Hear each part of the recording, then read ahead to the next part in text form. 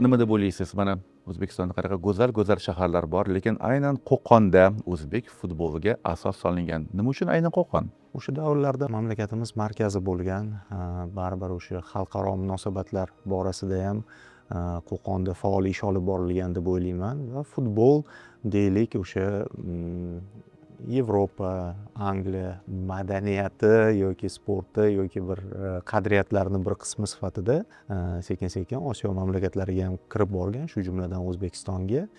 Qo'qon markaz sifatida birinchi bo'lib futbolni zamonaviy ko'rinishda deylik, chunki o'sha dumaloq sferani Rim imperiyasi davrida ham o'ynagan odamlar ma'lum bir qoidalarga asosan. Qadimgi Xitoyda ham Lekin zamonaviy futbol bu aynan Angliyada asos solingan sport turi deb hisoblaydigan bo'lsak, Angliyadan boshlab Yevropa orqali baribir xohlaymizmi yo'qmi Rus imperiyasi orqali O'zbekistonga kirib kelgan. O'ylaymanki, bu yerda mantiq bor va bitta narsa borki, Qo'qonda boshlanib turib juda tez rivojlanib ketmagan. Ma'lum bir pasayish davri bo'lgan. Xalqimiz futbolni birdaniga o'zining sevimli sport turiga aylantirib olmagan. Negaki, haligacha bor shu narsa. Biz jamoaviy sport turlarida oqsaymiz. Biz yakka sport turlari, ayniqsa jangovar sport turlarida dunyoda yetakchimiz. Lekin jamoaviy sport turlarida mana hozir endi futbol jahon elitasiga qo'shildi, o'zbek futboli. Biroq basketbol, gandbol, xokkey mana sekin-sekin rivojlanyapti. Ancha yillik tarixi bo'la turib, biz boshqa jamoaviy sport turlarida yuqori natijalar qayd eta olmayapmiz. Demak, o'sha paytda futbolni ham o'zlashtirishimiz oson kechmagan. Faqatgina o'sha 60-yillardan u yog'iga o'zbek futboli deylik, o'sha sobiq ittifoq davrida, o'sha SSR davrida sekin-sekin ko'zga tashlana boshlagan, an'analar paydo bo'lgan va 70-yillarga kelib aytishimiz mumkinki, birinchi renesansini boshdan kechirgan. Mana o'zbek futboli paydo bo'ldi. Mahallalarda bolajonlarimiz o'sha bo'sh vaqt topdimi, koptok tepish boshladi. Hattoki koptok bo'lmasa-da o'zlari qo'l bola koptokka o'xshagan narsani o'sha yasab tepib yurishdi. Nima deb o'ylaysiz? Qanday tarzda o'sha paytda bu oddiy o'yin professionallashgan? O'sha aytib o'tganimdek, professionallashishiga ancha yillar ketdi. Juda tez bo'lmadi bu jarayon. Toki ommalashib, qiziqish paydo bo'lib, bunda bizning soha, ya'ni televideniya sohasi, media sohasi ham qaysidir ma'noda o'sha sport ommalashishi bilan parallel rivojlandi. O'sha 60-yillardan deylik televideniya paydo bo'lgan bo'lsa, sekin-sekin futbol translyatsiyalari yo'lga qo'yildi va butun dunyoda o'sha jahon chempionatlari paytida futbol muxlislari va futbolga qiziqmaganlar ekran qarshisida hamma birgalikda futbol ko'radigan jarayon bizga kirib kelgandan so'ng sekin-sekin futbol mahallalarga ko'chdi va oson o'ynaladigan sport turlari qatoriga kiradi. Futbolni 10 kishi ham o'ynay oladi, 2 kishi ham o'ynay oladi. Kerak bo'lsa birga bir ham o'ynay olasiz. Darvoza rolini g'isht ham bajarib bera oladi. Maktabga olib borgan sumkangiz ham bajarib bera oladi. Bitta poy tufligingiz ham bajarib bera oladi. O'ynash oson bo'lgani uchun o'ylaymanki, aynan o'sha urushdan keyingi davrlarda ko'proq baribir futbol tatiydigan bo'ldi xalqimizga. Chunki ungacha futbol unaqa rivojlandi deya olmaymiz. Baribir Farg'ona viloyati hududlarida yaxshi rivojlandi, lekin misol uchun Toshkent poytaxtga, keyinchalik voha hududlariga kirib kelishi o'sha baribir urushdan keyingi davriga to'g'ri keladi. Negadir yoshi ulug' insonlar Sovet davrida o'zbek futbolini eng kuchli deb aytishadi. Nima deb o'ylaysiz? Yaxshi savol bo'ldi. Endi baribir nostalgiya kuchli tuyg'u. Hammaga yoshlik davridagi futbol yorqinroq ko'rinadi. Bir qiziq holat bo'lgan.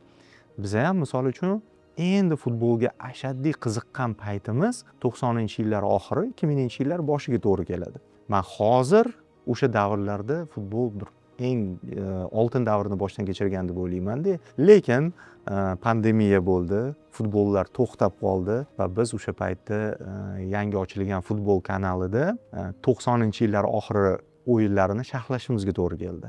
Arxiv ko'tarildi, fond arxiv fondi deylik o'sha translyatsiya uzatuvchi kompaniyalar kontent bera olmagandan keyin o'rniga arxiv berishni boshladi va biz uni sharhladik va bu to'g'risi man hayron qoldim qanaqa qilib bu tempdagi futbolga man o'sha payt bunchalik muxlislik qilganimgada chempionlar ligasi finallari 0-0 butun taym davomida bitta ikkita hujum hozirgi intensiv futbol bilan solishtiradigan bo'lsak umuman yer bilan osmonchalik farq bor lekin biz uni nostalgiya bilan eslaymiz xuddi shunday tarzda agar o'sha sobiq ittifoq davridagi futbolni hozir ko'radigan bo'lsangiz bu xuddi o'sha zamonaviy smartfon bilan shu trubkali telefonni solishtirgandek gap qoidalar ham boshqacha temp ham boshqacha taktika hozir deylik 4-3-3 4-4-2 sxemasida o'ynaydi klassik sxemalar u paytda deylik 1-3 u yog'i hammasi hujumchi qanaqadir tartibsizroq futbol lekin individuallik yuqori darajada edi u paytda yorqin nomlar futbol yulduzi bu butun jahonda o'rnak qilib ko'rsatiladigan ikonaga aylanardi hamma havas qilardi hozir unaqa yulduzlar ham ko'payib ketdi har bitta mamlakatda o'zini bir nechta yulduzi bor o'ylaymanki shu mayda detallar futbolni ham yaxshiroq edi deyishga sabab bo'ladi aslida esa buni solishtirish juda ham qiyin sportda eng mashhur bir bahs bor avlodlar bahsi deylik Muhammad Ali kuchlimidi yoki Tayson kuchlimidi deb ikkita avlod bahslashadi lekin uni hech qachon javobini topolmaymiz xuddi shunga o'xshab sobiq ittifoq davrida bu uyg'onish futboldagi uyg'onish davri qolaversa hozir deylik oddiy O'zbekiston chempionati o'yinida Paxtakor stadioni 10%ga 20%ga to'lishi mumkin u payt esa stadionlar to'lardi odamlarga shou darajasidagi tomosha yo kino yo teatr yo futbol bo'lardi hozir birgina smartfonning o'zida odam vaqtini qiziqarli o'tkazishi mumkin shuning uchun o'sha davrda stadionlardagi muhit keyin har bitta o'yin jahon chempionati final darajasida kutilishi yulduzlar umuman boshqa masshtabda bo'lishi katta avlodni sog'inch bilan eslashga majbur qiladi Sovet respublikalarining ichida o'zbek futboli nimasi bilan ajralib turardi? Xo'p, to'g'risini aytaman, u farqni aniqlash darajasida men sovet futbolini kuzatmaganman. Endi o'sha aytib o'tganimdek, ongli ravishda futbolni ko'rishni boshlaganim bu 90-yillar o'rtasiga to'g'ri keladi. Futbolni chuqurroq tahlil qila olish darajam bu 90-yillar oxiri. Shuning uchun Soyuz davrida men o'zbek futbolini ajralib turuvchi jihatlarini o'zim tahlil qila olmayman, lekin yoshi katta avlod muxlislar bilan gaplashganimda bizda individual texnika kuchli deyishadi. Jamoaviy o'yinda biz oqsardik. Biz hech qachon chempionlikka da'vogarlik qilmaganmiz. Baribir u payt Rossiya klublari, Ukraina klublari gegemon bo'lishgan. Belorussiya, O'zbekistonda talant chiqib keldi, uni albatta Rossiya klublari taklif etishga harakat qilardi. Bu uchun barcha resurslarini ishga solardi. Bu yerda sog'lom raqobat bo'lmasdi, ochig'ini aytish kerak. Shuning uchun bizda individual yulduzlar yetishib chiqardi, ammo jamoaviy futbol sifatida o'zbek futboli liderlardan keyingi o'rtacha eshelonda yurardi. Paxtakor 79. Mana shu fojia nima deb o'ylaysiz? Qay tarzda o'zbek futbolini rivojlanishini to'xtatib qo'ygan? Endi aytish mumkinki, o'sha boya dastlabki savolingizga javob bera turib, 70-yillarda o'zbek futbolida bir renessans davri bo'ldi deb aytdim. O'sha bizning futbolchilar sobiq ittifoq terma jamoalariga muntazam jalb etildi. Olimpiya terma jamoasiga, o'smirlar terma jamoasiga va CSKA, Spartak, Dinamo Kiyev kabi klublar bizning talantlarni sekin-sekin transfer qilish harakatlarini boshlab yuborishgan edi. Mana shu oltin avlod bir lahzada yo'q bo'lishi, samolarga sochilishi o'ylaymanki, kamida o'sha mustaqillik davrigacha bizning futbolimizni to'xtatib turdi. Rivojlanishini to'xtatib qo'ydi butunlay. Chunki o'zi bunaqa futbolchilarni bitta payt yetishib chiqishining o'zi katta omad edi. Bu esa bitta avlod deylik jahon futbolida gegemonlikni yuzaga keltiradi. Masalan, Ispaniya futbolida o'sha 2004-yildan u yog'iga boshlab Barselona va Realda bir xil darajada ispan futbolchilari yetishib chiqqan va ular keyinchalik Ispaniyani 2 marta Yevropa chempioniga, 1 marta jahon chempioniga aylantirdi. Bitta avlod va xuddi shunday avlod Germaniyada yetishib chiqdi ma'lum bir davrda. Xuddi shu avlod 90-yillar oxirida Fransiyada yetishib chiqdi, o'sha Zidan, Anrilar avlodi. Ular Yevropa chempioni bo'lishdi, jahon chempioni bo'lishdi. O'zbek futbolida ham ma'lum bir davrda shunaqa yulduzli avlodlar yetishib chiqqan va 70-yillar oxirida bu aynan Paxtakor edi. Bu degani kamida 10 tadan ortiq, 15 tacha tajribali, malakali kelajakda murabbiy, mutaxassis, funksioner futbolda kamida Yevropaga borib turib, tajriba almashib turib, keyin bu tajribani O'zbekistonga olib keladigan ekspertlar degani, kelajak haqida gapiradigan bo'lsak. Endi bu taqdir albatta afsus bilan eslaymiz. Ayniqsa o'sha ustozimiz Axbor Imomxo'jayevning intervyularida har gal bu jamoani ko'zga yosh olib eslaganlari bizga ta'sir qiladi. Umuman buni boshidan o'tkazmay turib his qilib bo'lmaydi. Men buni qachon his qildim to'liqligicha o'sha Paxtakor 79 haqida, Paxtakor klubi bilan hamkorlikda bir film suratga olindi va u yerda maslahatchi, muharrir sifatida qatnashdim. Va Axbor akadan, keyin o'sha jamoada bo'lgan, biroq jarohati sababli o'sha safarga bormagan futbolchilardan, Ahmad aka Ubaydullayevdan intervyu olganimizda chin o'sha yurak-yurakdan his qilganman. Lekin bu faqat futbol jamoatchiligi emas, oddiy har qaysi o'zbek oilasiga kirib keldi bu falokat deyishimiz mumkin. Ayniqsa u davrda, sobiq ittifoq davrida bunaqa narsalar kam ro'y berardi deya olmayman, lekin kam ommaga chiqardi. Bu Paxtakor bo'lgani uchun butun ittifoq darajasida mashhur jamoa, terma jamoaga jalb etiladigan futbolchilardan iborat jamoa bo'lgani uchun majbur bo'lishgan. Bu jamoa o'zidan o'zi yo'q bo'lib qola olmasdi, majbur bo'lishgan e'lon qilishga va bunda haligacha endi suhbatlashibsiz, yoshi katta avlod, o'ylaymanki haligacha mana shu qo'shni davlatlar mana shu falokatni juda katta afsus va ko'z yosh bilan eslashadi. Konspirologiya nuqtai nazaridan bu fojia uyushtirilgan degan bir uzun quloq gaplar yuradi xalqimizda. Siz nima deb o'ylaysiz? Men ko'proq inson faktori deb o'ylayman. O'sha bir nechta filmlarni tomosha qilganman. O'zim uchun qiziqib, rossiyalik ijodkorlar yaratgan filmlari bor, keyin ukrainalik ijodkorlar yaratgan filmlari bor. Baribir Ukraina hududida ro'y bergani uchun va u yerda o'sha qora qutilar o'rganib chiqilganda o'sha dispetcher hamda pilotlar o'rtasidagi kommunikatsiya borasidagi muammolar, noto'g'ri marshrut tanlanishi, mana shu faktorlar afsuski mana shu falokatni yuzaga keltirgan. Chunki o'sha konspirologik taxminlarni tasdiqlovchi faktlar mana endi baribir anchadan beri O'zbekiston ham mustaqil, Ukraina, Rossiya hamma mustaqil davlatlar. Shu paytgacha o'sha maxfiy materiallar ko'tarilgan bo'lardi va qanaqadir savollarga javob topilardi. Lekin bu faqatgina konspirologiya darajasida turibdimi? Demak, asoslari yetarli emas. Aytingchi, mana 1994-yilda Xirosima shahrida biz tarixiy g'alabani qo'lga kiritdik va o'sha paytda bizni jamoamiz chempion bo'ldi. Lekin nega bu g'alaba davomiy bo'lmadi? Qolaversa, o'sha paytda bizga nima xalaqit qildi? Mana shu jamoa haqida ko'plab hujjatli va badiiy filmlar ishlangan va agar o'sha Mirjalol Qosimov, Farhod Magomedov, Azamat Abduraimov, Shuhrat Maqsudov har qaysinisi bilan intervyularni tomosha qiladigan bo'lsangiz, qiziq voqealarni aytib berishadi. Masalan, biz formani futbol o'ynagan formamizni otelda oynaga osib qo'yishimiz mumkin emas edi. Chunki shamol uchirib ketsa, o'sha o'yinchi maydonga tusha olmasdi. Forma bitta edi. Endi u formani o'zlari yuvib quritishardi.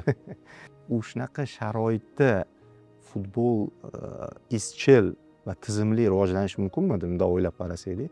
Bu faqatgina o'sha jamoaning mahorati, murabbiylar shtabi, jamoa, futbolchilar, chunki sharoit yaxshi bo'lmagan.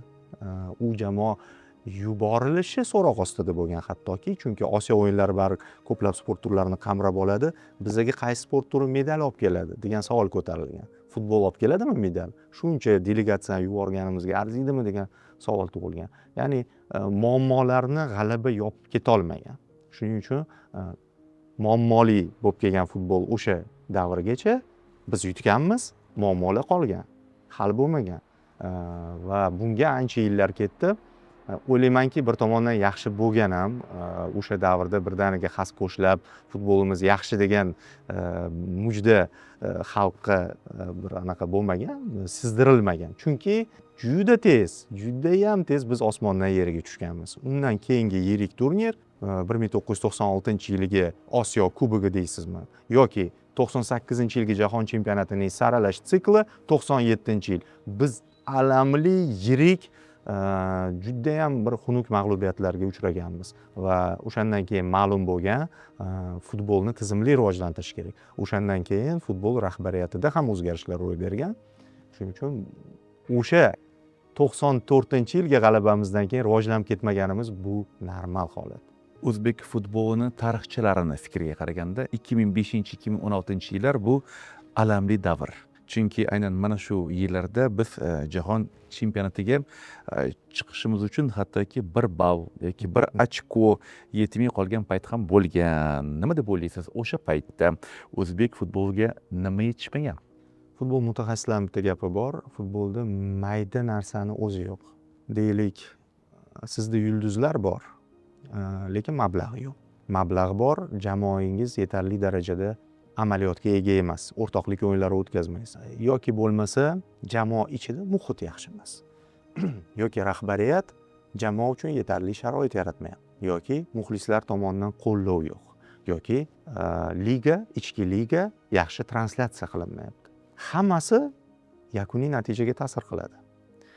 Va o'sish davri deb oladigan bo'lsak, boya gaplashdik-ku, Soyuz davrida ham O'zbekistonda futbolchilar mahoratli bo'lishgan, texnikali bo'lishgan va aytib o'tganingizdek madaniyatli deysizmi? Madaniyatli bo'lishgan.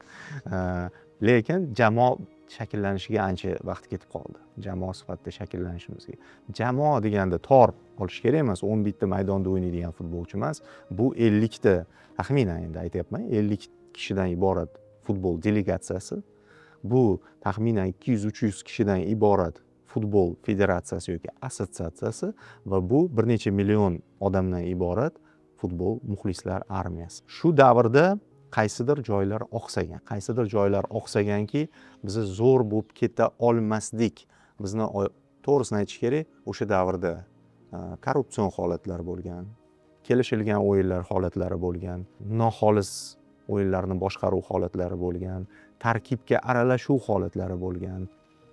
Keyin o'sha yosh futbolchilarni Yevropaga ketkazmay Osiyoga yo'l olishiga yoki o'zimizni klublarda qolishiga ko'proq manfaatdor bo'lgan mutaxassislar davri bo'lgan va bunaqa sharoitda bitta g'alaba bilan hammasi yuvilib ketishi mumkin emasdi. Hammasi o'z vaqtida ro'y berdi deb o'ylayman. To'g'ri, ba'zi alamli mag'lubiyatlar bor. O'sha deylik Bahrayn bilan qayta o'tkazilgan uchrashuv, bu yerda nohaqlik bo'lgan, bu yerda hakamning xatosi bo'lgan. Hakamning xatosidan keyin bizning zararimizga ishlagan qarorlar chiqarilgan. Yoki bo'lmasa men uchun shaxsan eng alamli mag'lubiyatlardan biri bu 2022-yilgi Jahon chempionati saralash sikli pandemiya sababli o'sha Shimoliy Koreya chiqib ketganidan so'ng bizdan yutgan o'yinimizdagi ochkolar olib tashlanishi va raqiblarga nisbatan imkoniyatlarimiz pasayib qolgani, mana shunday adolatsiz qarorlar ham bo'lgan. Lekin baribir bu dunyoda hamma narsa adolat va balansga ega ekanligini vaqt ko'rsatar ekan. Demak, o'sha payt bizdan o'zimizdan ham ancha-muncha xato ishlar o'tgan. 2006-2009-yillar oralig'ida O'zbekistonga jahon futbol yulduzlari Rivaldo, Denilsi, hattoki mana Skolari bunyodkorini boshqargan. Nima deb o'ylaysiz? Ularning kelishi o'zbek futboliga qanchalik foyda keltirgan? Taroziga qo'yadigan bo'lsak, foydasidan ko'ra moddiy zarari ko'p bo'ldi. Lekin PR ma'nosida bu yaxshi ishladi. Nega? Bunyodkor shakllandi. Bunyodkor yulduzli jamoaga aylandi. Bunyodkor o'sha paytdagi gegemon jamoamiz Paxtakorga raqobatchiga aylandi. Ispaniya futboli nima uchun rivojlandi deganda baribir hamma Barselona va Real qarama-qarshiligi deydi. Futbolda qarama-qarshilik bo'lsa intriga oshadi. O'sha payt intriga oshgan. O'sha payt ham tribunalarga bu eng zo'r o'lchov faktorida. Milliy chempionatda tribuna to'lib tursa, demak futbolda intriga bor, adolat bor. O'sha payt intriga bo'lgan. Intriga shu qadar kuchayganki, Paxtakor muxlislari Bunyodkorga transfer bo'lgan klub afsonalariga heyt qilishgan. Ularga nisbatan bosim qilishgan. Maydonning o'zida bu narsa janjallarni keltirib chiqarib, sobiq jamoadoshlar va terma jamoadagi sheriklar o'rtasida ziddiyatlar yuzaga kelgan. Odamlar shouni ko'rib maza qiladi, mana shular ham shouning bir qismiga aylangan. Endi konkret oladigan bo'lsak, Rivaldoni kelishi O'zbekistonda futbolda siljish bo'layotganini ko'rsatdi, chunki qo'shni davlatlar har xil joylarda mediasida o'zbek futboli haqida postlar, internet xabarlar chiqishni boshladi. Bu yaxshi tarafi. Lekin o'ta katta mablag' evaziga kelgani va uning oldida hali ham qarzimiz borligi ko'rsatadiki, imkoniyatga qarab ish tutilmagan bo'lib chiqyapti-da. Endi bilmadim u payt qanaqa hisob-kitob qilingan, lekin o'sha moddiy tomonini olmasak yaxshi PR bo'ldi. Biroq moddiy tomondan Bunyodkorga haligacha jabr bo'ldi. 2016-yilda futbolimizdagi qaysi xatolar to'g'rilandi? Qanday o'zgarishlar qilindi?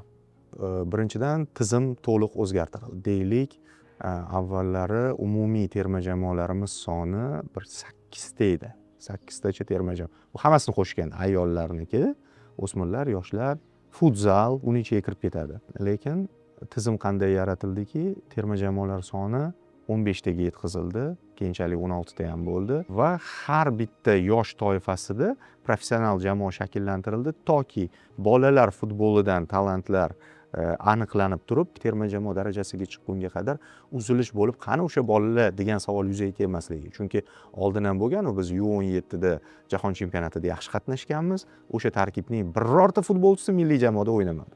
Muntazam. Mana shu xato takrorlanmasligi uchun terma jamoadagi bosqichma-bosqich rivojlanish tizimi yo'lga qo'yildi. Har bitta viloyatda zamonaviy akademiya ishga tushirildi. U zamonaviy akademiyada futbolchilar sport prinsiplari asosida saralandi. Bu nima degani? Siz murabbiy sifatida manfaatdorsiz futbolchingiz yaxshi klubga o'tishiga, chunki yaxshi klubga futbolchingiz transfer bo'lsa, siz bir umr undan manfaat olasiz moddiy tomondan. Avvallari nima bo'lardi?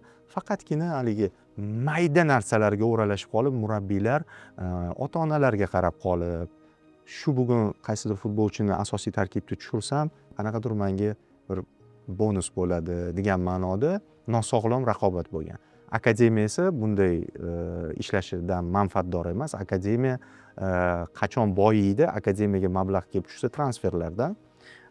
Klublar o'z qoshida akademiya rivojlantirishiga, agar u kelajakni o'ylaydigan klub bo'lsa, bugungi kunda emas. Shunaqa klublar hozirgi kunda homiylardan ayrilgan holatida faqatgina transferlar evaziga normal darajani ushlab turibdi. Bu o'sha Nasaf akademiyasi, bu Bunyodkor akademiyasi, bu Paxtakor akademiyasi, bu Mash'al akademiyasi. Bu tarafi keyin ko'p, endi baribir bolalar futbolida faqatgina bola futbolchi sifatida maydonda shakllanmaydi. Buning uchun ota-onaga ham ko'p narsa bog'liq. Ovqatlanishi, kun tartibi, professional yondashuv, bo'y basti, salomatligi, bularni hammasi nazorat ostida bo'lishi kerak. Texnologiya rivojlanyapti, bolani kun davomida qancha kaloriya qabul qilishi yoki qancha energiya ishlatishi, mana shu har bitta detal kelajakdagi o'sish ritmini shakllantirib beradi. Mana shu bo'yicha bizda mutaxassislar bo'lmaydi. Futbol mutaxassislarini tayyorlash markazi ochildi. U yerda o'sha mutaxassislar o'qitildi birinchi navbatda. U mutaxassislar keyin akademiyalarga safarbar qilindi va akademiyalarda bolalar yoshidan boshlab ana shunday to'liq nazorat ostida yosh futbolchilar rivojlandi. Mana 2016-yil shu ishlar deylik boshlangan bo'lsa, bugun 10 yilcha o'tib, deyarli 10 yil o'tganda bizning yoshlarimiz jahon chempionatiga chiqyapti, Osiyo chempioni bo'layapti. O'sha futbolchilarimiz Osiyo chempionati finalida ikkita qizil kartochka olib turib, mezbon jamoa darvozasiga ikkita gol urib, butun dunyoga shov-shuv bo'lyapti. Nega? Bular o'ziga ishonib ulg'aydi, sog'lom ulg'aydi va jismonan kuchli. Bizani eng katta kamchiligimiz bo'lardi o'zbek futbolida. Osiyo murabbiylari shuni aytardi. O'zbekiston 70 daqiqa juda kuchli jamoa. 70-daqiqadan keyin keskin pasayib ketadi daraja. Nega? Jismoniy holatimiz zo'r emas edi. Hozir shu narsa o'zgardi. Biz 120 daqiqa ham tempni ushlay olamiz va bu aynan o'sha yosh avlodning nazorat ostida ulg'ayganidan darak beradi. Qolaversa, 2016-yildan beri davlatimiz rahbari Shavkat Mirziyoyev tomonidan futbolning eng og'riqli nuqtalaridagi muammolarni bartaraf etishga yo'naltirilgan farmon va qarorlari e'lon qilindi. Bu qaror farmonlarning ijrosi, ta'minlanishi to'liq nazorat qilindi. O'sha nopok yo'llar bilan futbolda mablag' topayotgan mutaxassislar bir-umriga futboldan chetlatildi. Qolaversa, xalqaro tajriba o'rganildi. Masalan, O'zbekiston futbol assotsiatsiyasi mutaxassislari Fransiya tajribasi o'sha paytda endi jahonda gegemon mamlakatlardan biri futbol borasida hamda bizga o'xshab qisqa fursat ichida rivojlanish yo'lida turgan Marokash amaliyoti o'rganildi. Delegatsiya Marokashga borib, to'liq infratuzilmani o'rganib chiqdi. Va qiziq tomoni Marokash keyin 2022-yilgi jahon chempionatida shu yarim finalgacha yetib bordi Afrika davlatlari orasida. Va shu Marokash nimani evaziga bunday o'sishga erishganini bevosita mutaxassislar joyida borib o'rganishdi va o'sha Marokashdagi futbol markazi misolida Toshkent viloyatida Milliy futbol markazi prezident tashabbusi bilan barpo etildi. Hozir barcha terma jamoalarimiz o'z bazasiga ega. Oldin qanday bo'lardi deyishingiz mumkin. Oldin klublardan iltimos qilinardi. Klublardan bo'sh vaqtda terma jamoa har xil stadionlarga borib mashg'ulot o'tkazardi. Shahar bo'yicha har xil otellarda istiqomat qilardi. Bu yerda baribir istagan odam bilan birga istiqomat qiladi. Har xil rejim bo'lishi mumkin. Ovqatlanish, misol futbolchini ratsioni umuman boshqa. Oddiy fuqaronikiga nisbatanda futbol markazida mana shu ishlarning hammasi professional darajada yo'lga qo'yildi va hozirgi kunda O'zbekiston Milliy futbol markazi hududimizda bir eng katta masshtabli infratuzilmalardan biri sifatida endi xalqaro mutaxassislar ham qiziqib qolishdi. Balki yaqin o'rtada ko'plab terma jamoalar bu yerda qishda hatto yig'in o'tkazish imkoniyati bor, chunki yopiq maydon ham barpo etildi. 2024-yil Parij Olimpiadasiga yo'llanmani biz qaysi omillar hisobidan qo'lga kiritdik? Ko'plab talantlar bor bu avlodda. Yulduzli tarkib. Hozir shu tarkibning o'zagi milliy terma jamoa a'zolari hisoblanadi va bu tarkibni yo'qotib qo'ymaslik muhim edi. Olimpik loyihasi ishga tushirildi. Ya'ni o'sha yoshdagi futbolchilarni bir necha yil oldin doimiy o'yin amaliyotiga ega bo'lishini ta'minlash. Nega bu ishga qo'l urildiki? Bizda murabbiylardan baribir natija talab qilinadi. Natija ber deydi. Bizga natija nima qilsang, kimni tushursang tushur, natija ber. Va murabbiy nima qiladi? Natijaga erishish uchun faqat tajribalilarni maydonga tushiradi. Yosh futbolchilar sal fokusdan chetda qolib ketadi. Olimpik loyihasida o'sha chetda qolayotgan, lekin talantli hisoblangan yoshlar bir joyga jamlandi. Ular O'zbekiston dastlab Pro ligasida, keyin Super ligada doimiy o'yin amaliyotiga ega bo'ldi. Raqobat muhitida katta bo'ldi, plus bog'lamlar shakllandi. Chunki deylik, himoyachi, 4 ta himoyachi bog'lami bor, yarim himoyachilar bog'lami, hujumchilar bog'lami. To'g'ri, keyinchalik o'sha olimpiya saralash sikligacha bu avlodni ko'pini katta klublar transfer qildi. Lekin o'sha ma'lum bir yillar davomida ular bitta jamoa bo'lib o'ynagani juda katta rol o'ynadi. Talantlar, e'tibor, yaxshi loyiha o'sha davr uchun yaxshi, chunki birinchi marta chiqib olishimiz kerak edi. Hozir aktual bo'lmasligi mumkin u loyiha. Mana shu faktorlar plus o'sha assotsiatsiya ularni tayyorgarlik jarayonini to'g'ri tashkil etdi. Eng kuchli jamoalar bilan o'rtoqlik o'yinlari o'tkazildi. Eng futbol rivojlangan mamlakatlarda yig'inlar o'tkazildi va o'ziga ishonchi ortdi jamoaning. Timur Kapadze katta ish bajardi. Murabbiy sifatida deyarli aytishimiz mumkinki, shu jamoa bilan birgalikda u murabbiy sifatida ulg'aydi. Amaliyotda klubni boshqarib, parallel ravishda Olimpiya terma jamoasini boshqarib, Kapadze ham katta murabbiyga aylandi. Olimpiya terma jamoamiz esa tarixiy natija qayd etdi. Ushbu olimpiada qanchalik bizni jahon chempionatiga yaqinlashtirdi? Buni ham ta'siri bor, lekin orada vaqt tafovuti katta emas. Ya'ni saralash sikllari deyarli bir vaqtda o'tkazilgani uchun biriga biri turtki bo'ldi deya olmaymiz.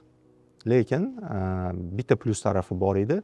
Timur Kapadze faktori, u olimpiya terma jamoasini boshqardi, u keyinchalik milliy terma jamoani boshqardi. Olimpiya terma jamoasidagi boya aytganimdek o'zak, talantlar o'zagi milliy jamoada ham eng muhim gollarni urishdi. Shu ma'noda tarkiblar bir-biriga juda yaqin ekanligi, futbolchilar u yerda ham bu yerda ham bir-birini yaxshi bilishib, qaysidir ma'noda bitta komanda tashkiliy ishlarda ham assotsiatsiyaning bitta jamoasi, xalqaro bo'limi, terma jamoa bo'limi va murabbiylar shtabidagi mutaxassislar bitta ekanligi shu jamoalarni kollaboratsiyasini kuchaytirdi. Lekin bu olimpiya chiqib turib, ma'lum bir yildan keyin rivojlanib, terma jamoaga aylanib, jahon chempionatiga chiqdi degan variant emas.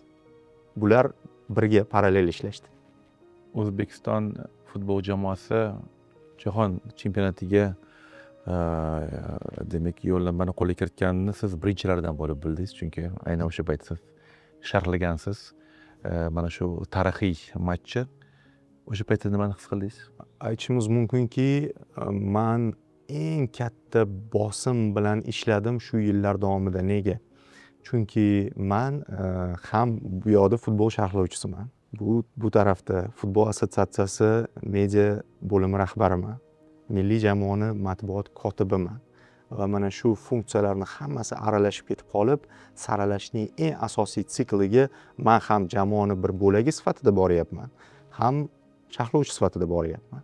Ichimda bolalikdan orzu qilgan kasbim sharhlovchilik va bevosita funksional vazifalarimni anaqasi aytishimiz mumkinki eng kulminatsion nuqtasi assotsiatsiyada, chunki meni o'sha assotsiatsiyaga taklif qilishganda men jismoniy jihatdan, vaqt jihatidan u yerda ishlashga imkonim yo'q edi. Lekin bitta iborani aytishdi menga, o'sha ibora hammasini o'zgartirib yubordi. Aytishdiki, biz birga jahon chempionatiga chiqishimiz kerak deyishdi.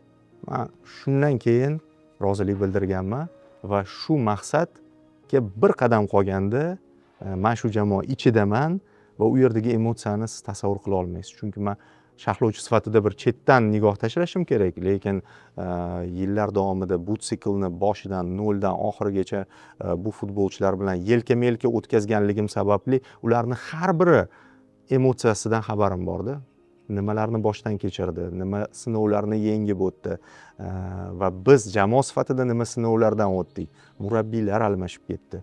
Juda ko'p narsalar o'zgarib ketdi bu davr ichida. Mana shu emotsiyalar hammasi bitta joyga to'plandi. Sharhlovchi sifatida emotsiyalarim, futbol terma jamoamiz a'zosi sifatida emotsiyalarim aralashib ketdi-da. Keyin qiziq tanlov oldida qoldim. Sharh nafaqat men, o'zbekistonlik istagan sharhlovchi bu iborani efirda ishlatishni xohlardi. Biz jahon chempionatidamiz degan iborani hamma hamkasblarim orzu qilgan, shu jumladan men ham. Boshqa tarafdan hakam hushtak chalganda murabbiylar shtabida o'tirib, maydonga yugurib chiqib, birinchi bo'lib tabriklash tanlovi ostida qoldim. Zaxirada Orif Tolipov sharhlovchini olib qo'yganmiz. Mabodo tushib ketsam, o'rnimni egallaysan deb. Lekin o'zimni shaxsiy xursandchiligim jamoa bilan baham ko'rishdan ko'ra, butun O'zbekiston bilan baham ko'rishni men afzal topdim va efirda o'zi tez tushib ketishni xohlaganim uchun qandaydir 1-2 daqiqa ichida men ichimdagi emotsiyani chiqarib olishim kerak edi. Hushtak chalindi, 1-2 daqiqa hayolimdan nima o'tsa gapirib, emotsiyamni chiqarib tashladim va tushib ketdim jamoa yoniga. Va qiziq tarafi, o'sha emotsiyamni chiqarib tashlagan gaplarim keyin qanaqadir o'sha internetda bir ko'proq mashhurlikka erishdi deyishimiz mumkin. Men kelandim. 34 yil orzu qildik va bunga erishdik. Endi uni har xil videolarda ishlatib tashashdi-yu, sinfdoshlar yig'ilamiy bir yig'ilib qolsa, asfalt qo'yishsa mahallaga o'sha video ishlatildi. Lekin u qaysi ma'noni bildiradiki, o'sha orzuga erishdik. U payt men to'g'risi mana hamma reja qiladi-yu, ishini rejalashtiradi, reja bilan yuramiz. biz qanaqa reja qilgandik? O'yin tugashi bilan biz o'zbek futboli solnomasini haligi qisqartirilgan variantda aytib ketamiz. Qayerda u narsalar umuman xayolga kelmadi. Shunchaki ichimizdagi emotsiyani chiqardik xolos va u yerdagi gaplarni birortasi, mana men ochuvchasiga aytaman, birortasi oldindan rejalashtirilmagan. Shuning uchun meni sharhlovchi sifatida, shaxs sifatida eng yuqori bir emotsiya his qilgan nuqtam shu bo'lsa kerak. Skeptiklarni fikriga qaraganda bu muvaffaqiyat kvotalarni oshirilganligi hisobiga kelgan. Bu fikr qanchalik to'g'ri?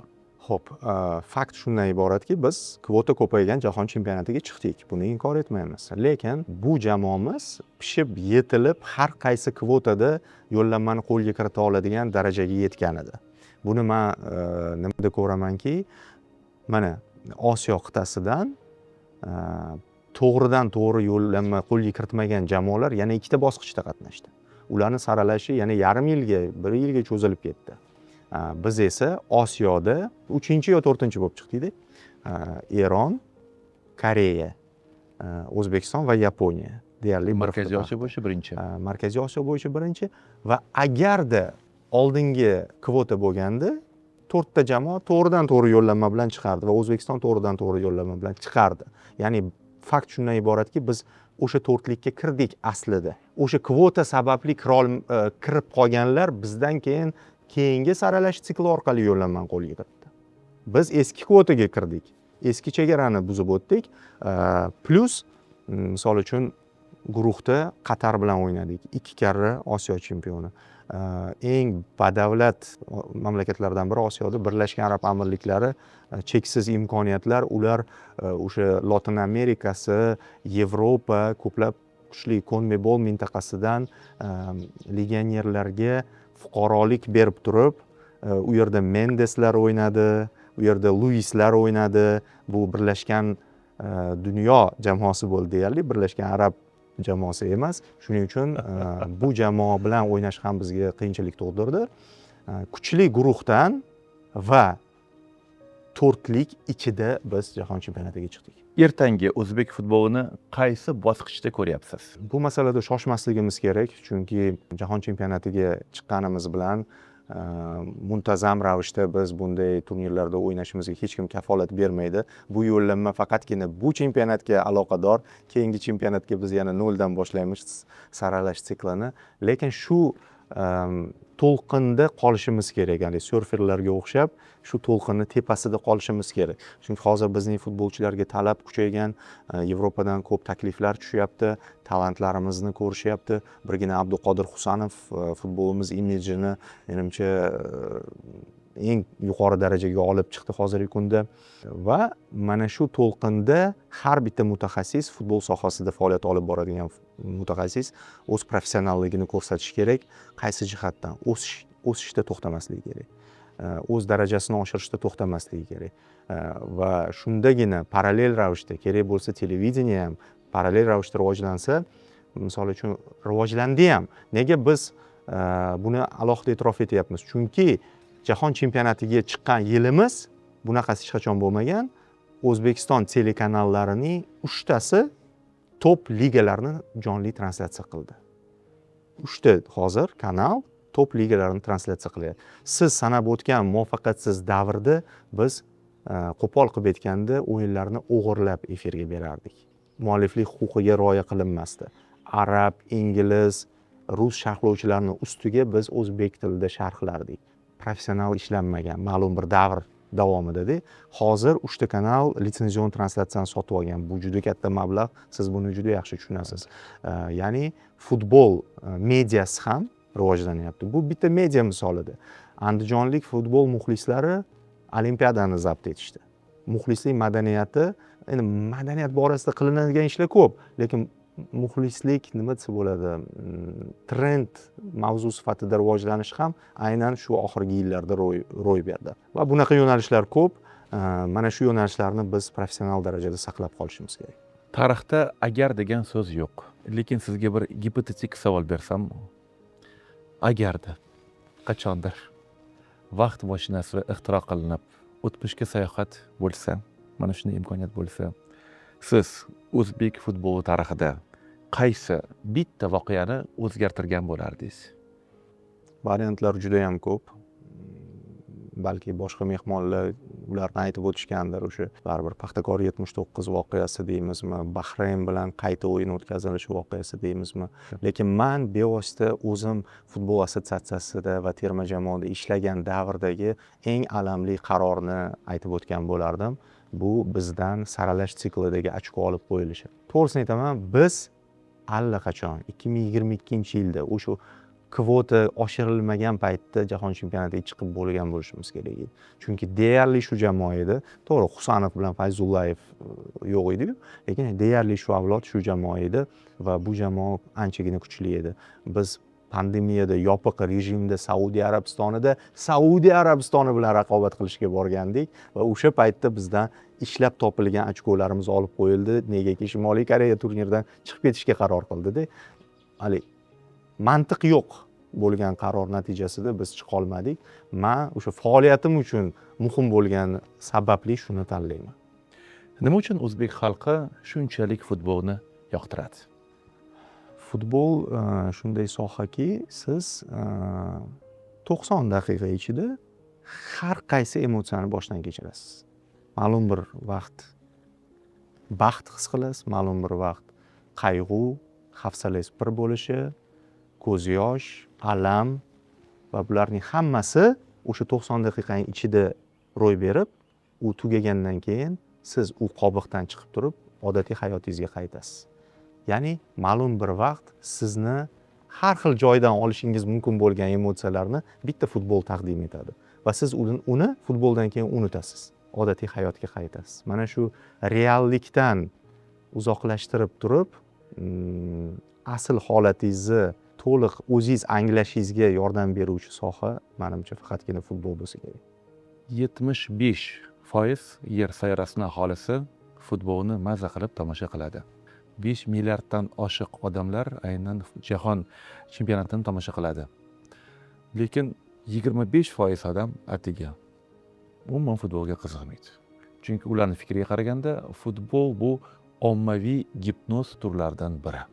Agarda sizda imkoniyat bo'lganda, aynan mana shu 25% odamga, ya'ni futbolga qiziqishi bo'lmagan insonlarga murojaat qilishga, ularga nima degan bo'lardingiz? Agar bunaqa sohani gipnoz deb oladigan bo'lsak, siz boshqa siz uchun, oilangiz uchun, jamiyat uchun zararliroq bo'lgan gipnoz turlariga tushgandan ko'ra, shu futbolga gipnoz, ya'ni futbol gipnoziga ta'siriga tushganingiz menimcha sizga kamida kamroq zarar yetkazadi, balki ko'proq foyda keltiradi. Chunki futbol orqali siz farzandingizni ham sportga qiziqtirib qo'yasiz. Sportga qiziqqan odam esa menimcha ham ma'nan ham jismonan sog'lom bo'ladi. Bo'lmaganida jismonan sog'lom bo'ladi. Bo'lmaganda. Eng oxirgi savol va iltimos. O'zbek futbolini bitta so'z yoki bitta ibora bilan ta'riflab bersangiz. Suzishni bilmay turib dengizga tushib ketib, yo'l-yo'lakay suzishni o'rganib va nihoyat qirg'oqgacha yetib borgan baxtli inson timsolida futbolimizni ko'raman.